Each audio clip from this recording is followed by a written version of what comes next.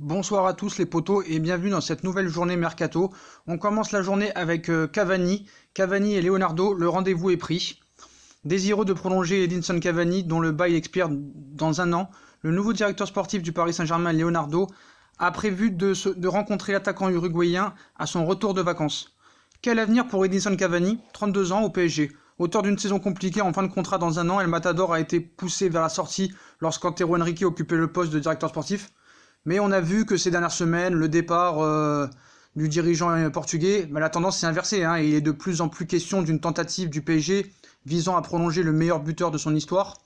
Une position que partage totalement le nouveau directeur sportif Leonardo, qui avait, je crois d'ailleurs, contribué à la signature de l'Uruguayen juste avant son départ en 2013, si je ne me trompe pas. Donc Leonardo a renoué le contact. Et ce mercredi, on vous confirme que le dirigeant va s'activer pour tenter de prolonger l'ancien Napolitain, dont il apprécie les qualités sportives, mais aussi les professionnalismes et la fidélité envers le PSG. Léo a déjà appelé l'attaquant qui disputait la Copa América, et pour lui faire part de sa position, et les deux hommes ont convenu à un rendez-vous à son retour de vacances dans quelques jours. Donc Léo, c'est lui qui a rendu ça possible, parce que ce dossier n'est pas simple, car aux dernières nouvelles, Edinson avait émis le souhait de faire une dernière saison à Paris, puis de partir gratuitement dans un an, au terme de son bail, afin de signer un dernier gros contrat dans un club européen. Mais malgré tout, Cavani n'est pas insensible à l'amour que les supporters parisiens lui portent, et on sait aussi que le Sud-Américain a beaucoup plus d'atomes crochus avec Leonardo qu'avec son prédécesseur. Le discours du dirigeant qui a annoncé vouloir compter sur des joueurs qui ont envie de rester et de construire quelque chose de grand pourrait aussi faire mouche après, auprès du buteur uruguayen. Donc c'est pas gagné, mais Léo dispose tout de même d'une belle carte à jouer dans ce dossier, et nous on adore Cavani. Donc on fait confiance à Léo sur ce dossier, et on sait que ça va normalement se faire. S'il n'y a pas de problème, si tout le monde est d'accord, je pense que ça devrait se faire très prochainement pour une année de plus de contrat jusqu'en 2021. On passe au dossier Ressé. Donc de retour à Paris après les 6 mois passés au Betis, Ressé devait s'engager avec le Betis, mais au final, le flop du Paris Saint-Germain, que depuis qu'il est au Paris Saint-Germain il n'a rien fait, ne devrait pas retourner là-bas. On sait que Paris l'ont recruté en 2016 25 millions d'euros, et que pour les finances du Paris Saint-Germain, outre le prix de son transfert, l'attaquant espagnol est payé 400 000 euros brut par mois pour un rendement plus que disputable. Il est exfiltré du club depuis la capitale depuis 6 mois à peine après son arrivée en 2016. Il n'a enchaîné que les prêts depuis 2017. Il a été à Las Palmas, à Stoke City, si je ne me trompe pas, au Betis Séville. Donc là, on a vu qu'il était présent à la reprise de l'entraînement, mais il n'a pas hésité à poster des photos de son retour au centre Redou sur les réseaux sociaux, mais cependant, les derniers échos qu'on a laissent penser que le fiasco Ressé allait enfin s'arrêter pour nous, et qu'on allait enfin avoir un accord pour le vendre. Mais un contrat de 4 ans et un salaire annuel de 2 millions d'euros pour le joueur était annoncé du côté de Séville. Mais aujourd'hui, on croit savoir que tout est tombé à l'eau. Le Betis n'a tout simplement pas les finances nécessaires pour se payer Ressé. Mieux que ça, ils ont assuré que le transfert du Parisien avait été écarté complètement à 100%, donc il précise également que le montant évoqué du transfert avoisinait les 5 millions d'euros. Si cela se confirme, Paris va donc repartir à la pêche pour trouver un nouveau point de chute à Ressé. Donc voilà pour ce dossier, donc ça va être dur et compliqué de trouver un point de chute, donc affaire à suivre pour Ressé.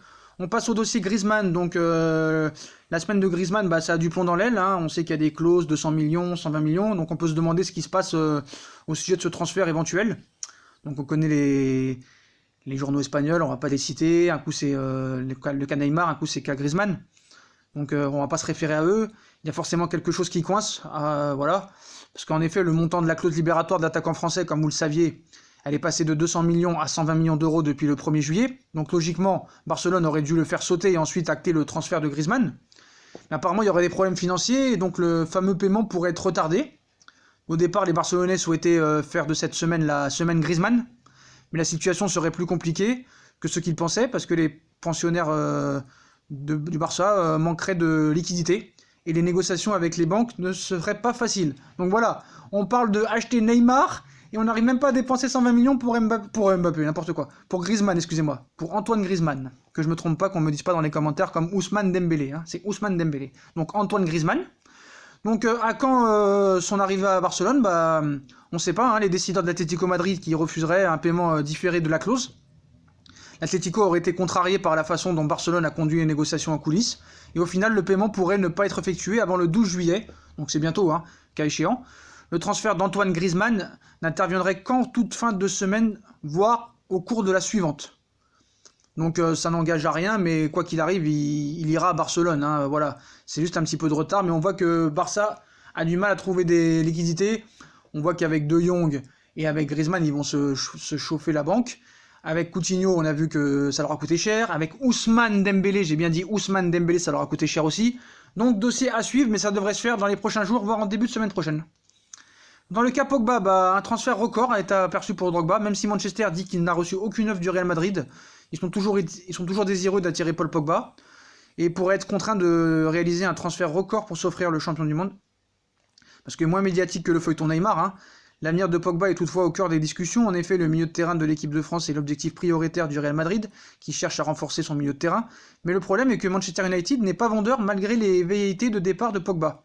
Exprimé par son agent Raiola, comme on avait vu, hein. Le club connaît ses intentions depuis longtemps, espérons qu'il y aura bientôt une solution satisfaisante pour tous les partis. Mais apparemment, Manchester aurait dit que ça aurait été 80 millions d'euros ou rien. Voilà, c'est 80 millions d'euros ou rien.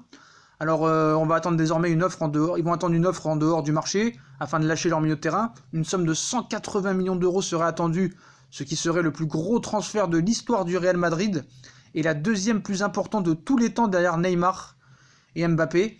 Mais ce ne serait pas la seule condition fixée par Manchester United, qui attendrait également d'avoir identifié le successeur de Paul Pogba avant d'envisager une vente. Autrement dit, ce dossier est semé d'embûches pour le Real Madrid. Donc feuilleton Neymar, feuilleton Pogba, feuilleton Griezmann, ça va être chaud. Même si Neymar, j'ai dit que je n'en parlerai plus. On en vient au débat du jour. Ousmane Dembélé. On m'a dit dans les commentaires, j'avoue, je me suis trompé, je m'en suis excusé. J'ai confondu avec Moussa Dembélé, l'attaquant de Lyon. Excusez-moi, je sais que vous avez retenu que ça de cette vidéo, c'est bien dommage parce qu'il y avait beaucoup de choses intéressantes dans cette vidéo. Mais vous avez retenu que je me suis trompé de prénom, c'est Ousmane Dembélé, donc je m'excuse encore. Et voilà, donc Ousmane Dembélé, le Bayern accélère pour Ousmane Dembélé.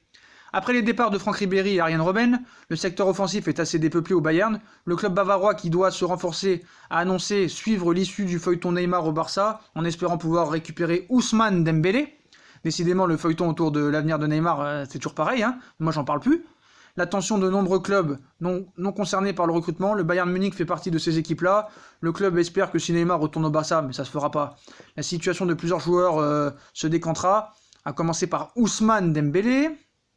Donc voilà, le Bayern vise Dembélé en cas d'échec sur le dossier Leroy Sané. Voilà, on sait que l'entraîneur Kovac s'intéressait aussi à Leroy Sané. Donc pour Ousmane Dembélé, le dossier prioritaire c'était Leroy Sané, mais son club de Manchester City ne voit aucun inconvénient à ce que ce transfert ait lieu à condition que l'offre permette aux Skies Blues de réaliser une bonne opération financière. Prudent, le Bayern Munich anticipe un possible désaccord avec le club anglais et pense à d'autres joueurs. C'est là que le nom d'Ousmane Dembélé apparaît. Le Barça n'est pas contre un départ du joueur, qui n'est pas titulaire dans son club, et qui a souvent été critiqué pour sa mauvaise hygiène de vie. En cas d'arrivée de Neymar, ce qu'il n'y aura pas, le temps de jeu de l'international français à Barcelone pourrait se réduire encore un peu plus. Donc le dossier Neymar pourrait donc avoir des conséquences indirectes sur le mercato, comme certains clubs, en premier lieu le Bayern de Munich. Encore le Barça, on passe à Monsieur Coutinho. Donc le Barça ouvre la porte au départ de Philippe Coutinho, comme on vous l'avait dit dans des précédentes vidéos. J'ai parlé ces derniers jours avec Pep Seguera, le manager général du FC Barcelone à Barcelone. Il m'a dit que le club ne voulait pas vendre Coutinho cet été, à n'importe quel prix bien sûr. Voilà ce que disait le journaliste que je vous avais dit, là, le représentant Kia Jorapchian, je crois que si je le prononce bien son nom, le représentant de Coutinho. Voilà, il y a quelques jours à peine, bon, visiblement la donne a changé. Parce que, comme on sait, là, il a gagné la Copa América, il s'est entretenu de nouveau ce mardi avec la direction du Barça. Cette dernière lui aurait fait savoir qu'elle était prête à ouvrir la porte à l'ancien de Liverpool en cas d'offre supérieure à 110 millions d'euros. On parle de lui dans le cadre d'un échange avec Neymar, toujours pareil, désireux de quitter le Paris Saint-Germain. On a dit ce qu'on a pensé dans l'ancienne vidéo, dans la précédente vidéo, je vous invite à aller la voir si vous ne l'avez pas vue. Et le clan du Brésilien a fait savoir qu'il était bien à Barcelone, mais ne ferme aucune porte. L'opération est donc peut-être en marche, mais je pense pas... En tout cas, il ne viendra pas au Paris Saint-Germain, je pense, en échange de Neymar, comme je l'ai dit dans la précédente vidéo. Ziyech, un cadre européen est sur Ziyech, c'est le Bayern Munich encore. Auteur d'une saison exceptionnelle avec la Juve, il dispose d'un bon de sortie. Problème, seul le FC Séville s'est manifesté de manière concrète pour récupérer le milieu offensif de l'Ajax. Mais ce dernier pourrait finalement rejoindre un club plus huppé. Le Bayern Munich s'intéresserait et a connu une saison riche en émotions cette année avec l'Ajax. Donc le milieu offensif a atteint le dernier carré de la Ligue des Champions, il a marqué 21 buts et délivré 20 passes décisives, mais voilà, aucun cadre n'est pour le moment passé à l'action, seul Séville a jusqu'ici montré un intérêt pour le meneur de jeu de l'Ajax, mais le Bayern a montré un intérêt. Donc dans l'impasse, Ziyech pourrait toutefois trouver chaussure à son pied dans les semaines à venir. Le Bayern qui cherche un ou des remplaçants à Ribéry et Robben, partis à l'issue de leur contrat, pourrait revenir à la charge pour le Lion de l'Atlas. Un intérêt qui ne date pas d'aujourd'hui, puisque l'ogre de Bundesliga suit de près Ziyech depuis plusieurs mois désormais. Et si la formation dirigée par Niko Kovac a fait de Leroy Sané et Ousmane Dembélé leur priorité, les clubs concernés ne sont pas ouverts à la vente de clubs de pépites. Donc tous estimés à près de 100 millions d'euros, un tarif trop important pour le Bayern, d'où le retour de Ziyech. Un tarif abordable, une polyvalence appréciable, donc celle-ci comporte d'ailleurs plusieurs avantages. Non seulement le Marocain est disponible à un prix plus qu'abordable, à savoir 35 millions d'euros, mais en plus le lancier dispose d'un profil polyvalent qui ne ferait pas tâche dans l'effectif du Bayern. En plus d'être performant sur les ailes, moi je trouve que Ziyech est très à l'aise dans une position plus axiale. Donc pour moi c'est une aubaine, vu le départ de James Rodriguez retourné au Real et qui laisse un gros vide dans le rôle de créateur, ça pourrait être une bonne option pour le Bayern, je pense. Dans le cas Meunier, donc on sait que Meunier a dit qu'il voulait rester au Paris Saint-Germain. Bon, après le départ d'Alves, compte dans son effectif deux latérales droits, Meunier, Colin Dagba, voire trois avec Thilo Kehrer. Cependant, l'avenir de l'international belge reste incertain. Malgré son envie de continuer et de prolonger son contrat, Meunier est lié au PSG jusqu'au mois de juin 2020 et à une année de la fin de son contrat, le joueur dispose d'une certaine cote sur le marché des transferts. Paris demanderait 30 millions d'euros et l'Atlético Madrid serait intéressé par le joueur parisien. Suite aux tensions avec Barcelone sur le dossier Griezmann, les discussions autour d'une arrivée de Nelson Semedo chez l'Atlético Madrid traînent. Et en cas d'échec dans le dossier du Portugais de 25 ans, l'équipe de Diego Simeone trouverait en Thomas Meunier l'alternative idéale pour le poste de latéral droit. Le jeune madrilène précise que le PSG demanderait 30 millions d'euros pour son joueur. Enfin, Kieran Trippier de Tottenham et Elzel Iskach du Napoli seraient les autres options. Donc dossier à suivre, mais PSG apparemment est bien vendeur pour Meunier. On va passer à Thiago Motta. Thiago Motta quitte officiellement le Paris Saint-Germain. Donc voilà, c'est dommage. Moi je pense que les anciens du club, c'est important qu'ils restent dans l'organigramme du Paris Saint-Germain. Et apparemment il n'a pas trouvé eu d'entente pour qu'il reste. C'était attendu, donc il quitte son poste d'entraîneur des U19 d'un commun accord. Donc Thiago Motta et le PSG ont décidé de libérer l'ancien milieu de terrain de sa dernière année de contrat comme entraîneur de l'équipe de U19 qu'il dirigeait depuis l'année dernière. Thiago Motta pourrait ainsi poursuivre son apprentissage du métier d'entraîneur au centre technique fédéral italien de Coverciano, un peu comme le Clairefontaine ici. Donc je tiens à saluer clairement Thiago Motta qui aura été pour nous un joueur majeur de la décennie, a indiqué Nasser. Par son talent, sa personnalité et son sens de l'ambition, Thiago fait partie de ceux qui auront permis au club d'entrer dans une nouvelle dimension pendant 7 ans et demi. Thiago a apporté son professionnalisme, son énorme expérience et son expertise du football à la fin de sa carrière. Thiago voulait ensuite transmettre sa passion du football notamment aux plus jeunes. Nous sommes heureux de lui avoir permis de faire ses premiers pas dans le métier d'entraîneur au sein du Paris Saint-Germain, qui restera sa maison. Je lui souhaite une pleine réussite dans sa nouvelle carrière. Donc voilà, on sait qu'il y a eu des divergences avec la direction, notamment avec Enrique. Ils sont à l'origine de cette séparation, donc le retour de Leonardo n'a rien changé. On passe à Donnarumma. Donc on sait que le Paris Saint-Germain avait fait une priorité Donnarumma, mais Donnarumma ne veut pas venir au Paris Saint-Germain, ne veut pas quitter le Milan AC. Et en plus de ça, Donnarumma veut rester au Milan et a déclaré qu'il était prêt à commencer cette saison avec le Milan. Il veut tout donner. Nous devons tout faire pour revenir où nous voulons aller, à savoir en Europe. Nous devrons travailler plus fort. Voilà, c'est ce qu'il a déclaré, le portier lombard. Donc du côté de la direction milanaise, Maldini a fermé la porte, mais une très grosse offre peut changer la donne en raison de la menace du fair play financier. Intéressé par l'Italien, le PSG a mis ce dossier de côté pour se concentrer sur d'autres priorités, un défenseur central et un milieu défensif, comme vous le savez. Et on finit, bien sûr, parce que ça a fait très très grosse polémique la vidéo que j'ai fait hier.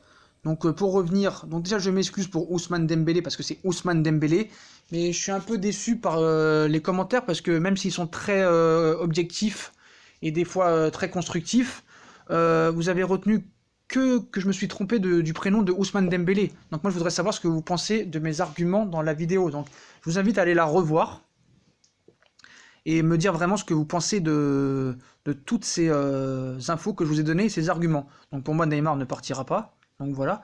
Et je voulais finir aussi par le Barça. Donc le Barça, ça a bien été vérifié. Parce que vous avez dit d'où vous savez, d'où t'es journaliste, toi, d'où t'es dans le clan de Barça, d'où t'es dans l'organigramme de Barcelone. Non, c'est pas ça les potos. C'est pas ça. C'est juste que le club de Barcelone est surbooké de dettes. Vous pouvez vérifier. Vous pouvez lire les Football Leaks, tous les articles qu'il y a eu. Le Barça, alors peut-être que j'ai exagéré sur le montant, j'avais dit 500 millions d'euros. Ça se jouerait plus entre 300 et 250 millions d'euros. Ils ont une dette énorme. Ils ne pourront pas se payer Neymar, c'est une certitude. En plus, ils prennent 2 crédits afin de ne pas sombrer financièrement pour ensuite faire la morale au Paris Saint-Germain. Ils dérèglent le marché avec la bénédiction de l'UEFA et de leur fair play financier à géométrie variable. Donc ça va être bientôt le naming, voilà. Donc plus de 260 millions de dettes pour Barcelone. Ils ont la plus grosse masse salariale d'Europe. Ils sont obligés d'emprunter des crédits de 130 à 150 millions d'euros afin de ne pas augmenter, afin de ne pas couler, quoi, de pas couler. Donc bien sûr, sans que ces revenus n'augmentent, il faut rajouter Griezmann, il faut rajouter les transferts de Ousmane Dembélé et de Coutinho, le transfert de De Jong à 86 millions d'euros. Là, ils ont déjà du mal à payer Griezmann. Vous croyez vraiment qu'ils vont dépenser des sous pour Neymar? Et même s'ils proposent Ousmane Dembélé et Coutinho ou même Umtiti, donc voilà les potos. Fin du débat Neymar, il restera au Paris Saint-Germain. Tous les arguments sont donnés sur la vidéo, même si vous avez retenu que la faute du prénom de Ousmane Dembélé, je m'en excuse encore. Et je voulais aussi finir par... je me suis trompé, j'ai dit que j'ai confondu Tadic et Jovic. Donc Tadic, c'est le joueur de l'Ajax, j'ai confondu avec Jovic, le joueur de Francfort qui a signé au Real Madrid. Mille excuses. Mais voilà, allez voir vraiment la vidéo sur Neymar où je donne vraiment des arguments et essayez de passer outre le prénom que je me suis trompé, que c'était Ousmane et pas Moussa. Voilà les potos, voilà pour toutes ces infos mercato. Donc voilà, on a tout parlé. C'est toutes les infos du jour, donc voilà, et on finit par une belle note et un très grand joueur, Cavani, que j'adore, qui devrait prolonger au Paris Saint-Germain si les négociations se passent bien jusqu'en 2021. Voilà les potos, comme d'habitude, si on a kiffé la vidéo, comme d'habitude, on like, on partage, on s'abonne. Je vous remercie d'être de plus en plus nombreux chaque jour, j'espère que ça continue, n'hésitez pas à partager, à mettre des pouces, à commenter, tant que c'est objectif et que c'est pas insultant, moi j'adore vos commentaires, même si vous n'êtes pas d'accord avec moi. Je vous souhaite une bonne journée à tous, il y a d'autres vidéos qui vont arriver très vite, peut-être encore une ce soir dans la soirée.